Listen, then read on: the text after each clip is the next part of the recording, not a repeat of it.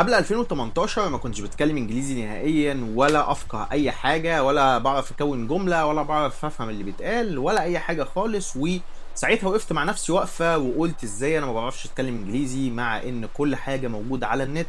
وقررت ساعتها ان انا مش هروح اي كورسات، لان في ناس كتير قوي من صحابي كانوا راحوا كورسات، وطبعا كانوا فاهمين ان الكورس هيشربهم الانجليزي بالمعلقه، ولكن طلعوا من الكورسات ميح زي ما دخلوا، ما تعلموش اي حاجه.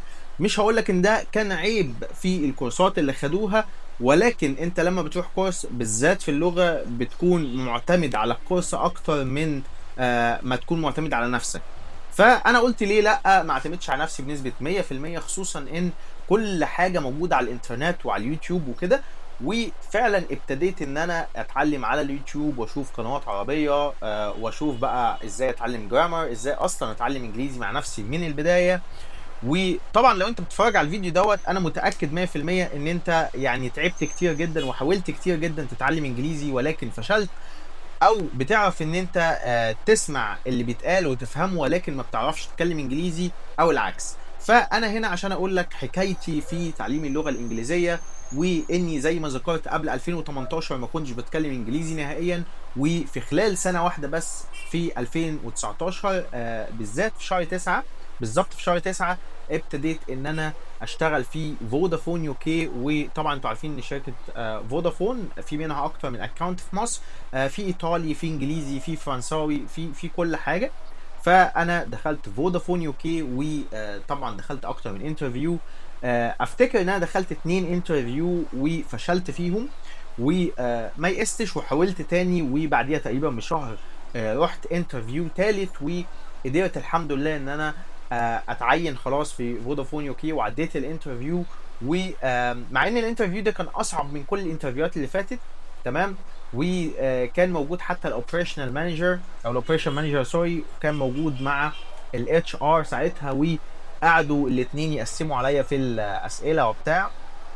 كان انترفيو تقيل يعني. بس فطبعا يعني اشتغلت في الشركة وقعدت فيها سنتين، والحمد لله بقيت توب بيرفورمر في الشركة. وكمان اتعمل لي اكسبشن ساعتها ان انا اكون فودافونر بدل اوت سورس عشان خاطر البرفورمانس بتاعي. فانا عايز اقول لك ان مفيش مستحيل، سنه واحده بس كفيله ان هي تخليك فلوينت في الانجليش وتغير حياتك تماما. وانا جاي اقول لك هنا ان الانجليش هو حاجه يعني مش هتعرف تعمل فلوس من غيرها نهائيا، لان كل حاجه دلوقتي في الشغل الاونلاين او في الشركات محتاجه انجليزي. يعني انا لما بدات اتعلم انجليزي، بدات اتعلم بطريقه بسيطه جدا. بدات ان انا اشوف يعني افلام واشوف مسلسلات بسبتايتل بسبتايتل عربي. وبعد كده مع الوقت ابتديت ان انا اشوف الافلام والمسلسلات دي مره تانية بسبتايتل انجلش بس، واركز بقى في كل اللي بيتقال. ولما السبتايتل الانجليش لما كانت بتظهر، انا ما كنتش بفوت كلمه، تمام، من غير ما اروح لجوجل ترانسليت مثلا واترانسليت الكلمه دي، تمام. فحته الترانسليشن انت عارف ان هي متعبه جدا جدا، ويمكن بتاخد وقت ومجهود كبير جدا. ولكن انا قلت مش مشكله، انا محتاج اتعلم كل كلمه، ومفيش ولا كلمه تعدي عليا من غير ما اعرفها كويس. فابتديت احط نفسي في environment انجلش بالكامل. ابتديت ان انا اسمع اغاني خلال اليوم. ابتديت ان انا طبعا احمل ابلكيشن زي هلو توك وسبيكي والحاجات دي كلها، واتكلم مع ناس بيتكلموا انجلش او بيتعلموا انجلش، سواء هم نيتيف سبيكرز او ناس مثلا من البرازيل والارجنتين وكده. وفرقت معايا جدا، لان انا طبعا كنت بخبط في الكتابه في الاول وبكتب غلط وبتكلم غلط والكلام ده كله. ومع الوقت الناس ابتدت تصحح لي، وابتديت اعرف الصح من الغلط. فكانت اجمد حاجه بصراحه فادتني جدا جدا جدا، يمكن اكتر من اي كورسات حضرتها على اليوتيوب او ايا كان، هو الممارسه. ان انت زي ما بيقولوا كده practice makes perfect. فانت محتاج ان انت تبراكتس انجلش على المواقع بتاعه الناس اللي بتتعلم لغه وتتكلم معاهم. انا كنت بتهته طبعا لما بتكلم مع الناس، كنت بتكلم غلط وزي ما تقول قول.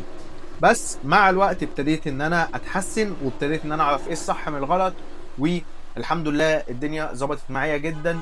وطبعا لما دخلت فودافون يو كي كنت بليفل، ولما قعدت فيها سنتين بتكلم انجليش كل يوم لمدة 9 ساعات في سنتين. فتخيل انا الليفل بتاعي راح في حته تانية خالص، والحمد لله كانت الاكسنت بتاعتي كويسه، وابتديت ان انا اتطور جدا جدا. طبعا انا سايب فودافون يو كي دلوقتي من سنه 2021. تمام. بس الحمد لله يعني الانجليش بتاعي برضه كويس، لان انا طبعا شغال زي ما انتم عارفين فريلانسر، وكل العملاء اللي بتعامل معاهم هم عملاء اجانب. وطبعا بتخش ميتينجز مع كلاينتس والكلام ده كله، فمن غير انجلش ما كنتش هسرفايف واكون بقدر ان انا اشتغل مع عملاء اجانب واقبض بالدولار طبعا زي ما انتم فاهمين.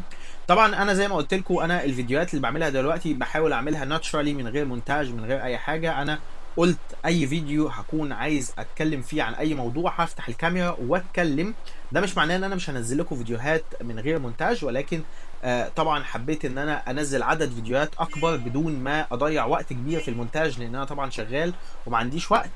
وطبعا يعني ايه الفيديو اديتور اللي شغاله معايا حاليا هي برضو مش افيلبل. فعايز اقول لك مفيش مستحيل انت تقدر تتعلم انجلش بكل سهوله، بس لو حطيت نفسك في انفايرمنت انجلش بالكامل، كل يوم لازم تسمع اغاني، تتفرج على مسلسلات، تتفرج على افلام، حط نفسك في قالب انجلش يعني اليوم كله، وحاول على قد ما تقدر تتكلم. الكلام هو اللي بيفرق.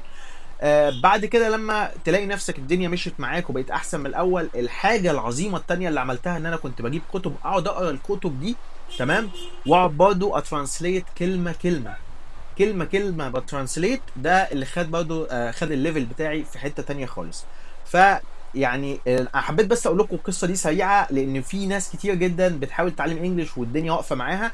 انا جاي اقول لك حاجه يمكن تحمسك، يمكن تشجعك. حاجه حصلت معايا شخصيا، ان انا واحد ما كنتش بتكلم انجليزي كويس خالص، وزي اي حد خارج من مدارس حكومه مصريه، والحمد لله خلال سنه واحده كنت قدرت ان انا اخش فودافون يو كي، واكون الحمد لله من احسن الناس كبرفورمانس هناك. و يعني كانت تجربه جميله جدا، والانجليش هو اللي خلاني اتعلم بقى كل الحاجات اللي بعد كده، سواء ديجيتال ماركتنج، ميديا باينج، وهكذا. لان انا ما بقتش معتمد بس على الكورسات العربيه او المصادر العربيه، لا انا بقيت قادر كمان ان انا اشوف يعني كورسات من المصادر الاجنبيه، وده اداني فرصه اكبر بكتير ان انا يعني اقدر اخش فاهم قصدي سوق العمل من منظور اكبر او من عالم اكبر شويه، بدل ما اكون معتمد على فئه محدده. لا انا اي حد في العالم، سواء برازيلي سواء ارجنتيني سواء مثلا سويسري، ايا كان يقدر دلوقتي يطلع يشرح وانا استفاد منه از لونج از ان هو بيتكلم انجليزي. فعايز لو حد عنده اي اسئله يكتبها لي في الكومنتات هجاوب عليكم. تمام. هقول لك اي حاجه محتاجها في رحله التعليم الانجليزي من خبرتي واللي انا اتعلمته. الموضوع مش صعب ابدا صدقني، بس هو خطوات زيه زي اي حاجه في الدنيا. مش صعب، انت بس محتاج تقتنع ان انت بتتكلم انجليش.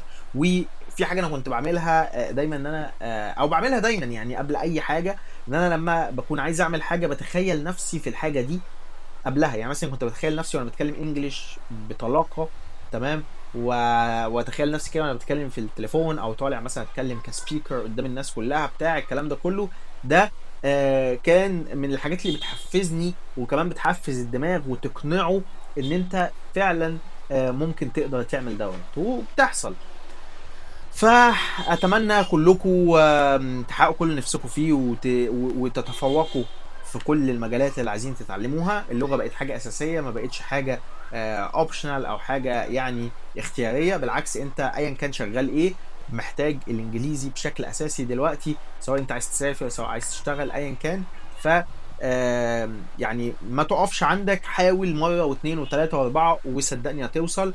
وطبعا انا يعني بناء على تعليقاتكم هعمل لكم فيديو تاني في الموضوع دوت، تمام، وممكن اعمل لكم خطه كامله لتعليم الانجليزي، مفيش مشكله خالص. مش عشان انا واحد متخصص في تعليم الانجليزي، لا خالص، انا بدي تجربه مش اكتر، ان انا واحد الحمد لله كنت قدرت ان انا ابقى فلوينت في الانجليش، ويبقى مستوايا كويس جدا، واكون شغال في فودافون يو كي لمده سنتين، تمام. فيعني الحمد لله يعني اقدر اقول لك ان انا يعني واصل لمرحله كويسه جدا. فيعني عايزكم بصراحه تعملوا فلوس وتنجحوا، اللي احنا هنا بنتكلم طبعا في هاو تو ميك ماني طبعا في القناه. والماني ما بيتعملش من غير الانجليزي. فحبيت بس يعني اتكلم في النقطة دي لانها مهمة جدا وبتساعدك تعمل فلوس اكتر بكتير. سلام.